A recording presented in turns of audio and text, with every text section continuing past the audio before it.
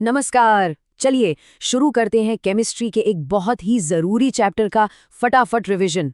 अगले कुछ ही मिनटों में इस पूरे चैप्टर को एकदम साफ साफ समझ लेंगे।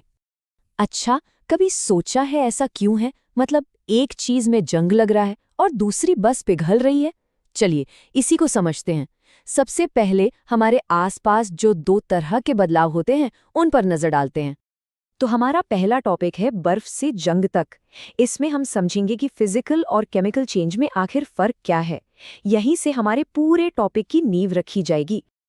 तो सबसे ज़रूरी बात यह है कि एक केमिकल चेंज जैसे दूध से दही बनना कुछ बिल्कुल नया बना देता है, और बस इसी को तो हम केमिकल रिएक्शन कहते हैं। ये तो हो गई इसकी किताबी परिभाषा, लेकिन इन बदलावों की कहानियों को यानी इन रिएक्शंस को हम लिखते कैसे हैं? यहीं पर आते हैं केमिकल इक्वेशंस। तो अब हम सीखेंगे रिएक्शंस की भाषा, मतलब केमिस्ट्स इन इक्वेशंस को लिखते और पढ़ते कैसे हैं। इससे हमारे इक्वेशंस और भी ज़्यादा इन्फॉर्मेटिव हो जाएंगे। देखिए, ये इसका बेसिक स्ट्रक्चर है।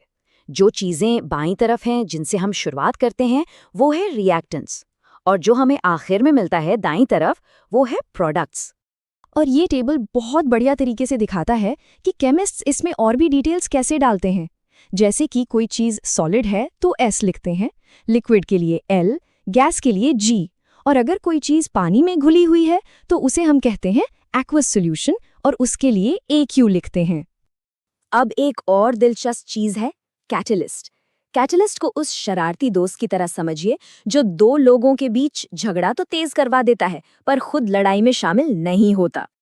चलिए अब एक बहुत ही जरूरी स्किल सीखते हैं, केमिकल इक्वेशन को बैलेंस करना। ये सब कुछ मास के कंजर्वेशन के नियम को बनाए रखने के बारे में है। यानी कोई भी चीज ना तो बनती है और ना ही नष्ट होती है। तो चलिए इस इक्वेशन को स्टेप बाय स्टेप बैलेंस करते हैं। देखिए, सबसे पहले दोनों तरफ के एटम्स को गिनते हैं। अब सबसे मुश्किल वाले से शुरू करते हैं, जो है Fe3O4। इसमें 4 ऑक्सीजन एटम है ना? तो रिएक्टेंट साइड पर H2O के आगे हम 4 लगा देते हैं। इससे ऑक्सीजन तो बैलेंस हो गया, लेकिन हाइड्रोजन अब हो गया 4 गुना 2 यानी 8। अब इसको ठीक करने के लिए प्रोडक्ट साइड पर H2 के आगे 4 लगा देते हैं। हो गया हाइड्रोजन भी बैलेंस। अब आखिरी में बचा आयरन। प्रोडक्ट साइड पर 3 आयरन एटम है, तो हम रिएक्टेंट साइड पर Fe के आगे 3 लगा देंगे, और बस हो गया हमारा इक्वेशन पूरी तरह से balance. 3Fe + 4H2O = Fe3O4 + 4H2। ठीक है, तो अब हम इक्वेशन लिखना और बैलेंस करना जान गए हैं।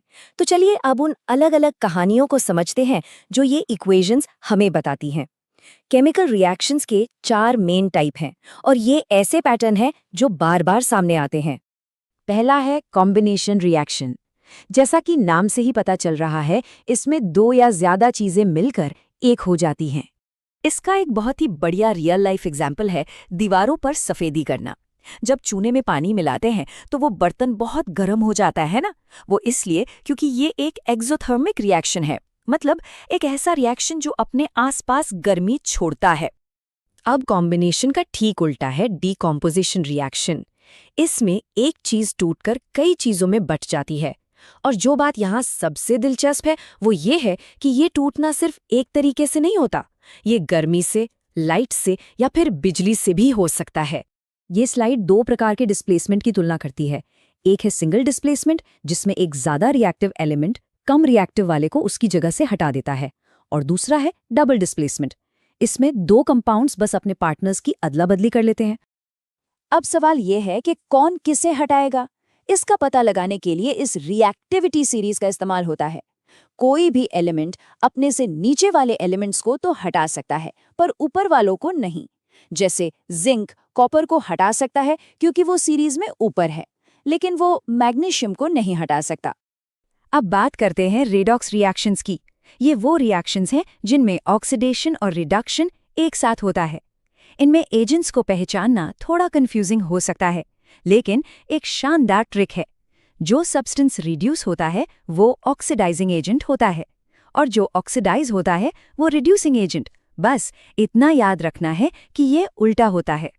चलिए अब जरा बड़े पैमाने पर देखते हैं कि ये रिएक्शंस हमारी रोज की जिंदगी पर कैसे असर डालते हैं, जंग लगे गेट से लेकर बासी चिप्स तक। तो ज़रूरी बात यह है कि कोरोजन का मतलब सिर्फ लोहे में जंग लगना नहीं है। ये किसी भी मेटल के धीरे धीरे खराब होने का जनरल टर्म है। और ये सिर्फ दिखने में बुरा नहीं लगता। सोचिए, कोरोजन की वजह से पुलों, गाड़ियों और बिल्डिंग्स की मरम्मत पर हर साल अरबों रुपए खर्च होते हैं। और कभी पुरानी चिप्स खाए हैं, वो जो अजीब सा बासी स्वाद आता है, वही है रेंसिडिटी। ये दरअसल एक धीमा ऑक्सीडेशन रिएक्शन है जिसे हम ऑक्सीजन हटाकर रोक सकते हैं। इसीलिए चिप्स के पैकेट में नाइट्रोजन गैस भरी होती है। और ये सिर्फ स्वाद की बात नहीं है, बासी खाना सेहत के लिए भी अच्छा नहीं होता। तो अब जब हम रिएक्शंस की भाषा जान चुके हैं, तो अपने चारों ओर देखिए। एक सेब के भूरे होने से लेकर सोडा की फिज तक केमिस्ट्री हर जगह हो रही है। बस देखते रहिए और सवाल पूछते रहिए कि ऐसा क्यों होता है।